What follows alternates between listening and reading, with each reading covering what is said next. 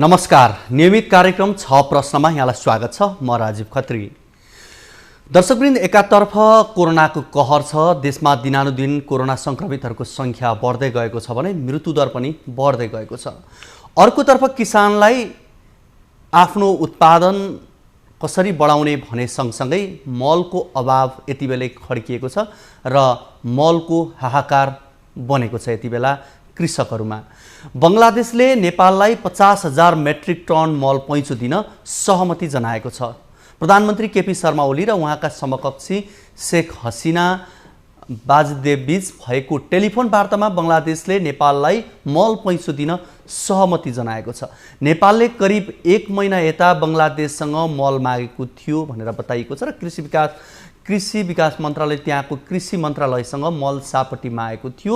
बङ्गलादेशी कृषि मन्त्रालयले मल दिन तयार भए पनि एकपटक प्रधानमन्त्री तहमै वार्ता गर्नुपर्ने भनिसकेपछि पछिल्लो समय वार्ता पश्चात अहिले मल दिने कुरामा सहमति भएको भनेर बताइएको छ। आज हामी यसैको सेरोफेरोमा रहेर कुराकानी गर्दैछौँ। हामीसँग हुनुहुन्छ कृषि तथा पशुपक्षी विकास मन्त्रालयका प्रवक्ता डाक्टर हरिबहादुर केसी। डाक्टर केसी, यहाँलाई स्वागत छ। धन्यवाद। आराम हुनुहुन्छ? ठिकै छ। अब यो कृषकहरू मलको हाहाकार भइरहेको बेला, मल चाहियो भनिरहेको बेला एकाएक अब यो मल पैँचोमा ल्याउने भनेर भन्यो। अलिक सुन्दा पनि अलिकति अनौठो लाग्ने मल पैँचोमा। यो हामीले गाउँघरतिर चाहिँ पैँचोमा लिने, ओल्लो घर पल्लो घर भन्नेको सुनेको, तर अब यो दुई देश बीच पनि मल नै पैँचोमा ल्याउने भनेको यो के भनेको? खास यो कसरी मल पैँचो लिने अवस्थासम्म पुग्यो?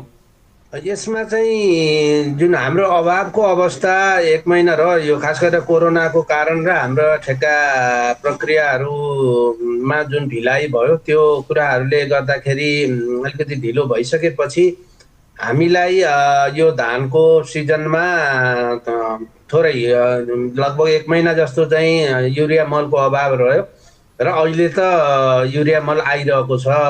साल ट्रेडिङ कर्पोरेसनले 32,500 मेट्रिक टन युरिया कलकत्ता ल्याइसकेको र त्यसको झट्टै लगभग 7,000 मेट्रिक टन जस्तो नेपाल आइसकेको अवस्था र वितरणमा गइरहेको अवस्था छ। र हाम्रा केही ठेक्काहरू, केही कम्पनीहरूले मल ल्याइदिन पर्ने कुराहरू चाहिँ त्यो समयमा नआएको हुनाले हामीलाई यो 32,500 मेट्रिक टनले चाहिँ यो पुरै सिजनलाई नपुग्ने जस्तो पनि देखियो। त्यो हिसाबले बङ्गलादेश सरकारसँग 50,000 मेट्रिक टन युरियाको लागि हामीले परराष्ट्र मन्त्रालय मार्फत अनुरोध गरेका थियौँ र त्यो बिचमा हिजो मात्रै सम्माननीय प्रधानमन्त्रीज्यूहरूको बिचमा त्यो कुरा भएर सकारात्मक बङ्गलादेशको सम्माननीय प्रधानमन्त्रीज्यू चाहिँ सकारात्मक हुनुभएको भन्ने खालको जुन मेसेजहरू आएको छ, यो एउटा खुसीको कुरा पनि भएको छ हाम्रा लागि र सम्पूर्ण नेपाली किसानको लागि। र यो अवस्था त्यसरी आयो र यो अवस्था हामीले अघि तपाईँले ब्याकग्राउन्डमा भने जस्तो यो हठात बनेको कुरा होइन। यसको लागि लामो समयसम्म हाम्रो अनौपचारिक रूपमा छलफलहरू चलेको थियो र त्यो छलफल चाहिँ अब प्रधानमन्त्रीज्यूहरूकै लेभलबाट चाहिँ एउटा सकारात्मक हिसाबले त्यहाँ टुङ्गिएको छ र बाँकी अब यसका औपचारिक कागजपत्रका कुराहरू का प्रक्रियाहरू अब अगाडि बढ्लान् र त्यसको ढुवानीका प्रक्रियाहरू त्यसपछि अगाडि बढ्लान् भन्ने हामीलाई लाग्छ। डाक्टर केसी, अब यहाँले जसरी भन्नुभयो, अब अहिले खैर यो अन्तिम अवस्थामा भए पनि बङ्गलादेशबाट 50,000 मेट्रिक टन मल पैँचोको रूपमा भए नि आउने एउटा सम्भावना त देखियो। तर हरेक वर्ष किसानले यही मलकै सन्दर्भमा लिएर सरकारप्रति आक्षेप लगाइरहेका हुन्छन्। मल चाहियो, समयमा मल पाइएन, बिउ बिजन पाइएन, विषादी पाइएन भनेर गुनासो गरिरहन्छन्। यो जुटाउनका लागि र समयमै आवश्यक मल कति लाग्छ भन्ने कुरा त लगभग यहाँहरूलाई जानकारीमा छ, वर्षेनी कति चाहिन्छ भन्ने कुरा। त्यो अगाडि नै मौजात गर्न नसकिने कारण चाहिँ के हो? बाधा चाहिँ केले हुन्छ?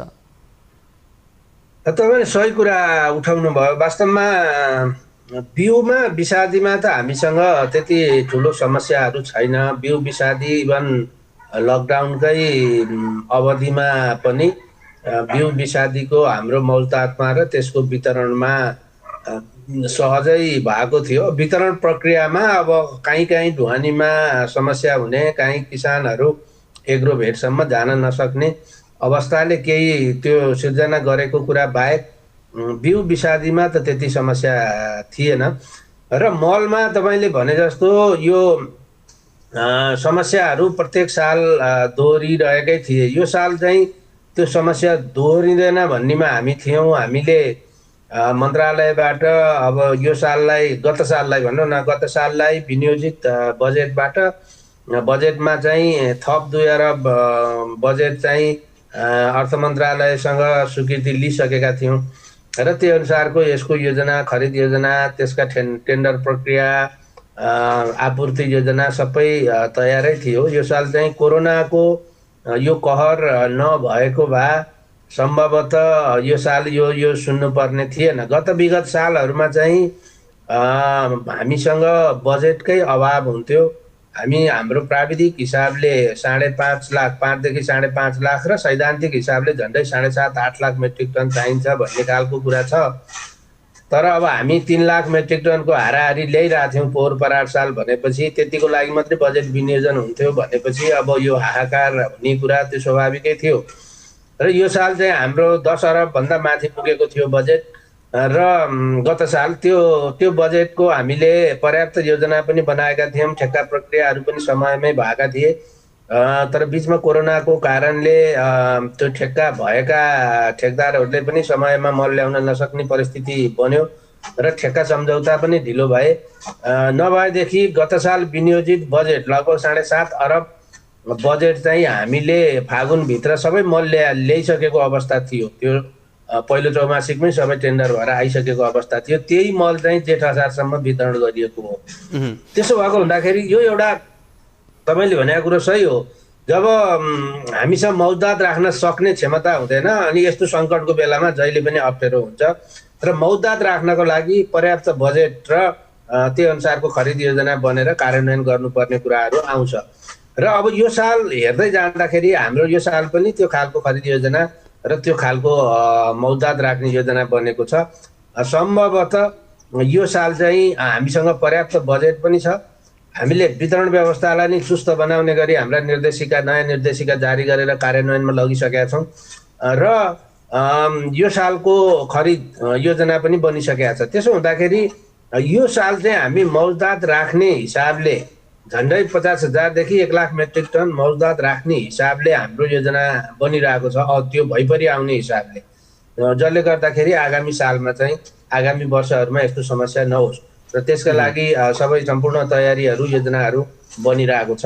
विगतमा वास्तवमा बजेटकै समस्या रह्यो, जसले गर्दा मौजदात राख्न सकिएन। अब किसानको माग भइरहने अनि यतापट्टि स्टोरमा मल राख्ने भन्ने कुरो त्यो सम्भव भएन। अब जसरी यहाँले भन्नुभयो विगतमा बजेटको अभाव रह्यो। अब एक प्रकारले हेर्ने हो भने पछिल्लो समय कृषि मन्त्री भुषालप्रतिको सबैको एउटा आशा पनि थियो। मन्त्रीज्यूले चाहिँ केही गर्नु होला, युवा हुनुहुन्छ, अलिकति क्षमता भएको मन्त्री हुनुहुन्छ भन्ने कुरा थियो। खैर यो पटक यहाँहरूले अब कोरोनाका कारणले केही सम्भव भएन भन्नुभयो। तर यति हुँदै गर्दा पनि फेरि अर्को यहाँले भन्नुभएको ठेकेदार जसले ठेक्का लिए मल ल्याउने जिम्मा पाएका थिए उनीहरूले समयमा मल ल्याउन सकेनन्। उनीहरूले कोरोनाकै कारणले ल्याउन सकेनन् या अन्य कारणले ल्याउन सकेनन्? यदि समयमा ल्याउन नसक्ने तिनीहरूलाई कारबाही गर्न मन्त्रालयले किन नसक्ने? उनीहरूले ल्याउने अवधिभित्र अब करिब उहाँहरूको जुन अवधि हुन्छ 117 दिनको प्रक्रिया हुन्छ, त्यो सकिन लागेको छ। पछि 20 गते सकिँदैछ। त्यो अवधिभित्र ल्याउन सक्ने सम्भावना देखिएन र ल्याउनु भएको छैन। दुईटा कम्पनीहरूको छ त्यो कृषि सामग्री कम्पनी लिमिटेडसँग ठेक्का सम्झौता भएका र उहाँहरूलाई दुईटा कुरा भयो जस्तो मलाई लाग्छ। एउटा चाहिँ अब यो कोरोनाकै कारणले जुन फ्याक्ट्रीहरूमा बन्द भए अथवा न्यून उत्पादन भयो अथवा यही बेलामा युरियाको मूल्य बढ्यो, अन्तर्राष्ट्रिय बजारमा उहाँहरूले ठेक्कामा लगाएको मूल्यभन्दा धेरै माथि मूल्य पुग्ने सम्भावना रह्यो। यो एउटा पाटो रह्यो भने अर्को पाटो भनेको उहाँहरूको आफ्नै यो मलको प्रक्रियामा रहेको अनुभवहरू पनि रह्यो कि भन्ने हामीलाई लाग्छ, जसले गर्दाखेरि उहाँहरूले समयमा ल्याउने त अब सम्भावनै रहेन, अझै 2-3 दिन बाँकी रहे पनि उहाँहरूको त्यो त्यो लक्षण देखिया छैन।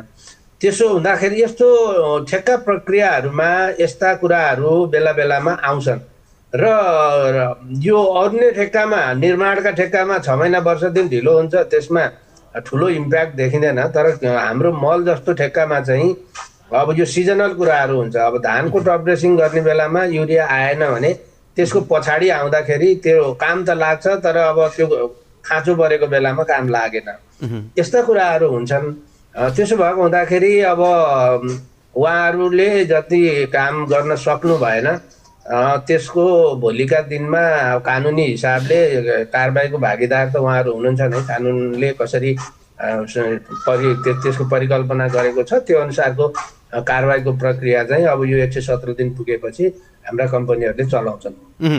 अब अहिले मल जसरी यो पैँचोमा ल्याउने भन्यो, यो सरकारले G2G माध्यमबाट पनि ल्याउन सक्थ्यो, तर त्यो नगरिकन पैँचोबाट ल्याउने भन्ने कुरामा चाहिँ सरकार विवादबाट बच्नका लागि गरिएको हो कि भन्ने कुरा नि छ, के यसमा सत्यता छ? होइन, त्यस्तो होइन। बङ्गलादेशले मल नबेच्ने उहाँहरूको नीति रहेछ। मल नबेच्ने कुरा यो अनौपचारिक छलफलबाट आएका कुराहरूमा चाहिँ उहाँहरूले मल नबेच्ने नीति भएको भनिसकेपछि हामीलाई अहिले अलिकति सर्टेज भयो। अब खरिद प्रक्रिया पनि अलिकति डिस्टर्ब भयो। नयाँ टेन्डरबाट पनि तुरुन्तै आउँदैन, 3 महिना 4 महिना 5 महिना लाग्छ भनेपछि त्यहाँ चाहिँ झन्डै 10 लाख मेट्रिक टन मौलदात भएको भन्ने खालको बुझियो होइन। त्यसो भएदेखि चाहिँ हामीलाई खरिदै गर्न दिनुहोस् भन्दाखेरि अनौपचारिक छलफलको कुरा है। अब औपचारिक रूपमा त सुरु भएको छ। त्यति बेला चाहिँ बरु सापट्टि दिन सकिने भन्ने खालको कुरा आएपछि हामीले चाहिँ यो पैँचो मात्रै भनेका छैनौँ, सहायता पनि भनेका छौँ। अझै भन्दाखेरि सहायता वा सापट्टि भनेका छौँ होइन। सम्भवतः यो सापट्टिमा गएर टुङ्गिया होला जस्तो लाग्छ मलाई। त्यसरी गएको हो। र सापट्टिको कुरामा के हो भने अब अहिले उहाँहरूसँग मौजदात छ, हामी त्यहाँबाट ढुवानी गर्छौँ र भोलिका दिनमा अब हामी त आखिर कलकत्ताबाटै मल ल्याउने हो, हाम्रो बाटो त्यही हो। कलकत्ताबाट वीरगञ्ज ल्याउन भन्दा बङ्गलादेश लान सजिलो हुने सम्भावना पनि देखियो बाटोको हिसाबले। त्यो हुँदाखेरि अब हामी जुन ठेक्का गर्छौँ त्यहाँबाट मल आएपछि हाम्रो कृषि सामग्री कम्पनी लिमिटेडले गर्ने ठेक्का जुन हुन्छ त्यसको चाहिँ बङ्गलादेशमा दिने गरेर हामी ठेक्का गरेपछि त्यो मल उतापट्टि जान्छ र त्यसो हुँदाखेरि हाम्रो अहिलेकै बजेटबाट त्यसको चाहिँ व्यवस्थापन हुन्छ। त्यो दिशामा हाम्रो छलफल अगाडि बढेको कुरा हो। अब यो उहाँहरूको बेच्ने नीति भएको भए सम्भवतः G2G मा जान सकिन्थ्यो होला, तर उहाँको बेच्ने नीति नभएको भन्ने बुझ्छ। भारतसँग चाहिँ यहाँहरूले प्रयास के कति भएको थियो? भारतले त्यो मल दिन नचाहेको नदिएको भन्ने कुरा पनि आएको छ, के छ यसमा? भारतमा पनि उहाँहरूको पनि आफ्नो उत्पादन पनि छ, आफ्नो उहाँहरूले आयात पनि गर्नुहुन्छ। सम्भवतः उहाँहरूलाई अहिले अन्त दिन सक्ने हिसाबले त्यो खालको त्यहाँको मौलदात भएन होला जस्तो हामीलाई लाग्छ।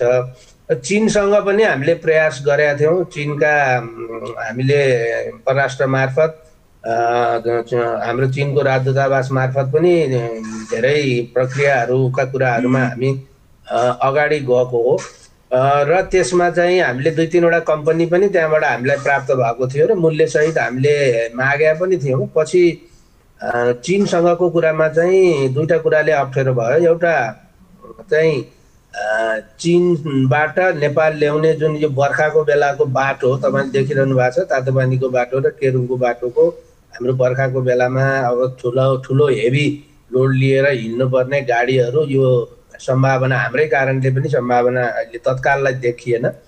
दोस्रो कुरा चाहिँ चीनबाट ल्याउँदाखेरि चाहिँ त्यो नाका जुन हामी माथिल्लो नाका भनेका थियौँ ती नाकाबाट ल्याउँदाखेरि चाहिँ मूल्य पनि सामान्यतया कलकत्ताबाट ल्याउँदा भन्दा महँगो पर्छ। अब जसरी अब अहिले यहाँ मल ल्याउनलाई के ढिलाइ भयो, कृषकहरूले मल मागिरहेको छ, पक्कै पनि यसले उत्पादनमा केही अप्ठ्यारो पनि पार्ला, केही कम पनि गराउला। अब कोरोनाका कारण युवाहरू विदेशबाट फर्कने क्रममा छन्। यहाँ राज्यको पनि ध्यान यति बेला युवाहरूलाई कृषिप्रति आकर्षित गराउने भन्ने छ। तर यस्ता सानातिना कुराहरू, मल अभाव, यस्ता कुराहरूले गर्दाखेरि युवाहरूलाई आकर्षण गराउन कतिको सम्भव छ? आगामी दिनमा युवाहरूलाई कृषिप्रति आकर्षण गराउन मन्त्रालयले लिएको लक्ष्यहरू के छन्? यस्तो कस्तो हुन्छ भने यो कृषि क्षेत्र संवेदनशील क्षेत्र पनि हो। तपाईको यसमा हामी सिजनल कुराहरूमा धेरै खेल्नुपर्ने कुराहरू हुन्छ। धान रोप्नलाई समयमा नै रोप्नुपर्छ। जेठ असार साउन भन्छौँ हामी, त्यही छ। गहुँ रोप्ने, आलु रोप्ने सबै आफ्नो भौगोलिक अवस्था अनुसारका समय छन्। त्यसलाई गोड्ने, भण्डारण गर्ने हरेक कुरा समय हुन्छ। त्यसो भएर समय अनुसार खेल्नुपर्ने हुन्छ र यसलाई रोक्न पनि मिल्दैन, त्यस्तो खालको अवस्था छ। त्यसो भएको हुँदाखेरि अब यसका उत्पादन सामग्री व्यवस्थापनका कुरा, यसका अन्य कृषिजन्य क्रियाकलापको कुराहरू चाहिँ समय अनुसार चल्नुपर्ने कुराहरू हुन्छ। र अब यो मलको अहिलेको एक सिजनको अभाव, एउटा टप ड्रेसिङको अभावले उत्पादनमा नै ठुलो असर गर्छ। देशमा भोकमरी नै आउँछ भन्ने लेभलको चाहिँ त्यो लेभलको क्षति, त्यो लेभलको लस चाहिँ अहिले हुँदैन। एक चरणमा युरिया नहाल्दा पनि हामीले अहिले दोस्रो चरणको टप ड्रेसिङको लागि युरिया उपलब्ध भएको छ र त्यसले कभर गर्छ। फेरि उत्पादन भनेको मल अथवा टप ड्रेसिङ युरिया मात्रै होइन, त्यसमा धेरै कुरा हुन्छ। माटो, पानीका कुरा हुन्छन्, मौसमका कुरा हुन्छन्, जातका कुरा हुन्छन्, यी रोग किरा व्यवस्थापनका कुरा छन्। यी यावत कुराहरू जोडिएर मात्रै यसको अन्तिममा उत्पादन आउने हो। त्यो भएर त्यत्रो ठुलो नोक्सानको अवस्था त होइन।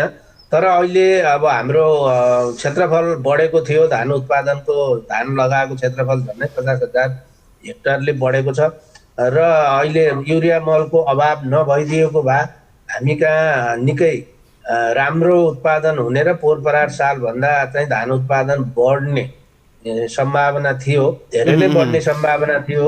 तर अहिले चाहिँ करिब बढ्न त अहिले पनि बढ्छ भन्ने हाम्रो अनुमान छ। तर यो अभावले गर्दा अलिकति पोहोर सालभन्दा थोरै मात्रै बढी होला भन्ने खालको एक खालको अनुमान छ।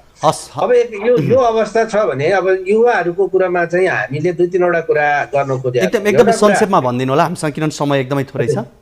युवाहरूलाई सबभन्दा चाहिने चाहिँ पुँजी हुँदो रहेछ र प्रविधि हुँदो रहेछ। र प्रविधिको लागि हामीले हाम्रा तालिम केन्द्रहरू मार्फत प्रविधि विस्तारका कुराहरूमा जोड दिएका छौँ भने पुँजीमा चाहिँ ब्याज छुटका कुराहरू 5% ब्याज दरमा कृषि ऋण उपलब्ध गराउने र 10 लाखसम्मको ऋण चाहिँ बिना धितो उपलब्ध गराउने खालले ब्याङ्कहरूबाट यो कार्यक्रम अगाडि गएको छ। अहिले सबै ब्याङ्कहरूलाई त्यो हामी राष्ट्र ब्याङ्कले निर्देशन गरिसकेका छ। र अन्य कुराहरू, भूमिका पहुँचका कुराहरूमा पालिकाहरूले सहयोग गर्ने भन्ने खालको कुराहरू छ। यसले गर्दाखेरि र बजारको कुरामा चाहिँ यी कुराले गर्दा चाहिँ युवाहरूलाई अलि सहज होला भन्ने। हस् यहाँको यो महत्त्वपूर्ण समय र संवादको लागि यहाँलाई धेरै धन्यवाद। धन्यवाद। दर्शकवृन्द, हामीले कुराकानी गऱ्यौँ कृषि तथा पशुपक्षी विकास मन्त्रालयका प्रवक्ता डाक्टर हरिबहादुर केसीसँग। पछिल्लो समय मलको अभाव सिर्जना भएसँगै बङ्गलादेश र नेपाल बीच मल पैँचोमा लिने भन्ने सन्दर्भमा रहेर कुराकानी गऱ्यौँ। आजको कार्यक्रमको निर्धारित समय सकिसकेको छ। हवस् त, नमस्ते।